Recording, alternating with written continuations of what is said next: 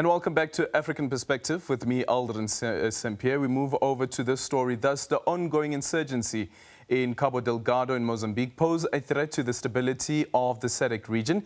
That country and Tanzania have now signed a memorandum of understanding to join efforts in the battle against an escalating armed campaign by ISIL-linked fighters in Cabo Delgado in Mozambique's northernmost province.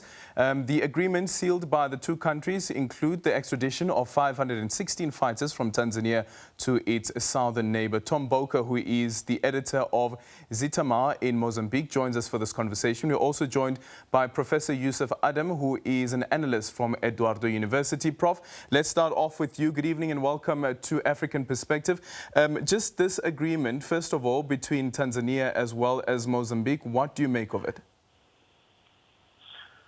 Look, the insurgency is basically at this moment occurring in Mozambique. Some years back, the Tanzanians had around Mtwara similar problems, which resulted or originated from the way the gas produced in the area was exported to Dar es Salaam, but did not serve local interests. But there were some problems like strikes, rebellion of the population, etc. And the Tanzanian government of the time resolved it with the use of force. The question in Mozambique is at this moment is different. And yes, there have been news of the insurgents crossing to the other side and doing some attacks, but I don't have many details about these 500 men which are going, or there are women, I don't know, the data is not there, if they're going to be expelled to Mozambique. And what have been said is that they are from different nationalities, but we also don't have details about the nationalities of these people. Anyhow, it is a problem for the security of the two. Each country has to deal with it. But the causes of violent extremism are more deeper than having, some external group supporting local people. They go deeper into the fabric of society. They have to do with the youth bulge in the population composition. It has to do with use of repression and lack of dialogue between the government and the people. It has to do also with problems of corruption and use of force, so in repression, and also it has to do with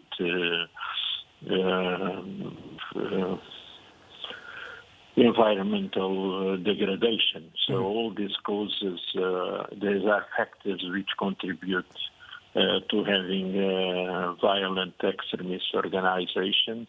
And as someone in your foreign ministry said, we don't know if we are at the presence of. Okay, then Prof, if from the information that you have received so far and from what is available about the 516 fighters, if the indication are that they are coming from different countries or different nationalities, what does this then tell us about the insurgency in ISIS and how difficult the insurgency in Cabo Delgado, and how difficult it would be for the Mozambican government if it continues to act on its own to try and quail the tensions there? Look, these 500 men which are coming back, are being sent to Mozambique, I really don't know a lot about the composition of the group. Your question about ISIS is that, yes, this movement which started in Cabo Delgado, for me, was previsible because of the development policies of the Mozambican government of the time, and also problems with land occupation and when the big gas and oil companies established themselves, people lost land, they lost access to fisheries, etc. So they were causes to have some kind of outburst. But also don't forget that Mozambicans, and I think probably it's the same in South Africa, you have always, it's acceptable, or there is no big discussion when people go to Israel to help the Israeli state to fight the neighbors. It's something which is not much discussed. But we know also that Muslims go regularly when there are fights elsewhere. Yeah. They go, and there were Muslims which left Mozambique to fight against the Soviet Union with the U.S. So there are reasons. The presence of ISIS is not very clear. There are some indications that people saw some people which they consider white or coming from the Orient here or there, but there is no much, how do you say, solidity to it. The only thing we know is that the Mashabab and the ISIS make declarations, and ISIS publish in their news Al-Naba a lot of information about what they do in the field. Okay. But I think that we don't have an X-ray of what's going on. Okay, let's bring in Tom Bowker into the conversation as well. Good evening, Tom, and welcome to African Perspective. So from the information that we have regarding the SADC summit that took place, and at least an attempt to come up with a plan, and some of the reports that we're receiving is that what actually happened was that Mozambique didn't come up with a plan, but Mozambique rather came with what one of the sources that told one of the newspapers said that, quote, a shopping list.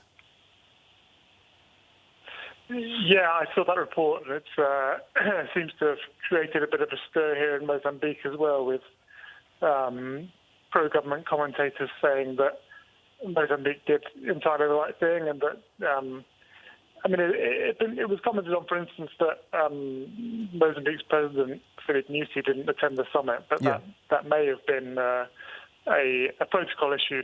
We now understand that he was not the appropriate person, and then was it right to send the defence minister when, in actual fact, this is the fight here in Cabo Delgado is being led really by the Interior Ministry, and the Interior Minister is sort of the senior partner of those two ministers. It's now a bit unclear as to whether the Interior Minister may have actually gone to the SADC Troika summit as well, although as far as we know he didn't. But yeah, you get the impression that Mozambique doesn't really think that it's going to get an awful lot of practical help anyway out of SADC, and that going to SADC is a question of sort of neighbourly protocol rather than something that Mozambique thinks is really going to result. Why do you think there is that reluctance, or at least that level of suspicion, I don't know, from the Mozambican government that SADC won't be able to assist it? But what we see, for instance, this agreement between Tanzania and Mozambique is that it almost seems that Mozambique wants to do the bilaterals instead of having the region getting involved in what's happening in Cabo Delgado. But then on the other end as well, you see that there are attempts, as the Institute of Security Studies have indicated, to have negotiations between the EU countries to try and assist Mozambique. So why EU countries, for instance, and not the SADC region, and rather have bilaterals instead of having SADC come in as an organ? Yeah, I really wouldn't get too excited about a bilateral agreement with Tanzania either.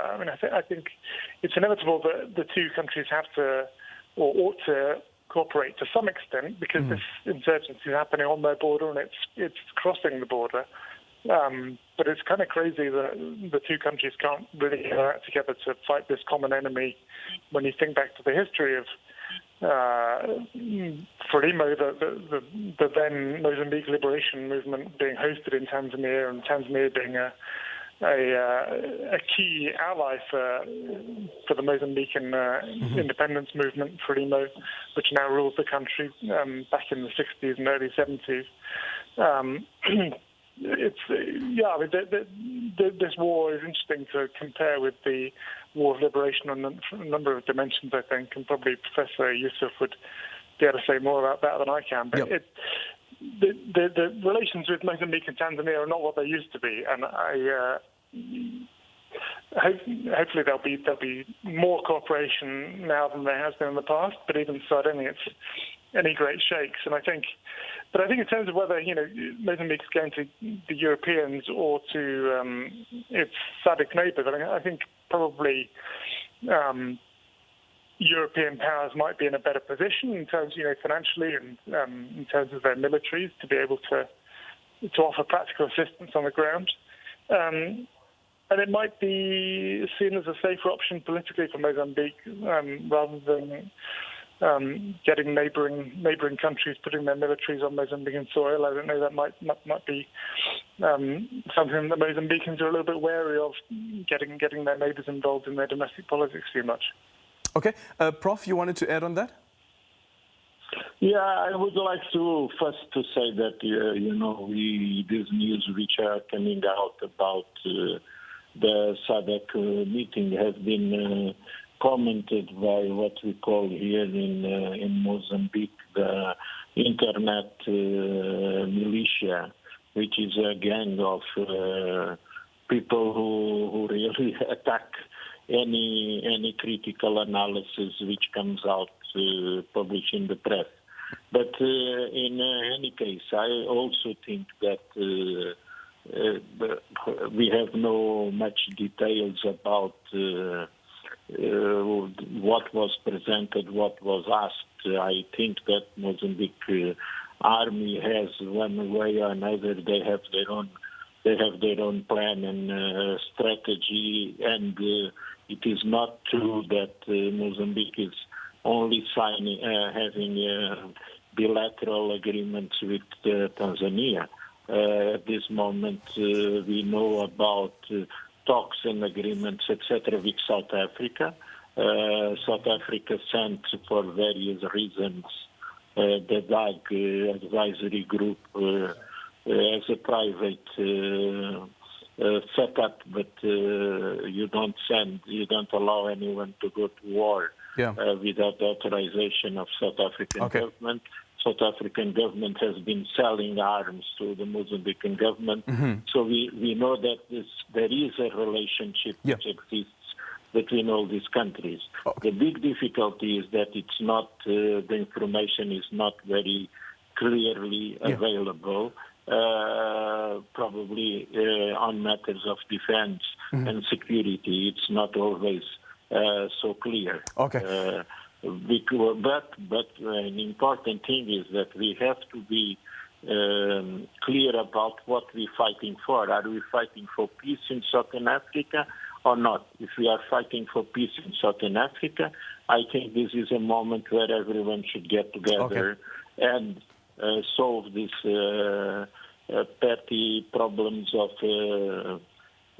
grammar and whatever, and try to work together. Unfortunately, Prof, we've run out of time for this conversation, but thank you so much for your time. That is Professor Yusuf Adam, and earlier on also we were joined by Tom, who is joining us, one of the reporters there joining us from Mozambique.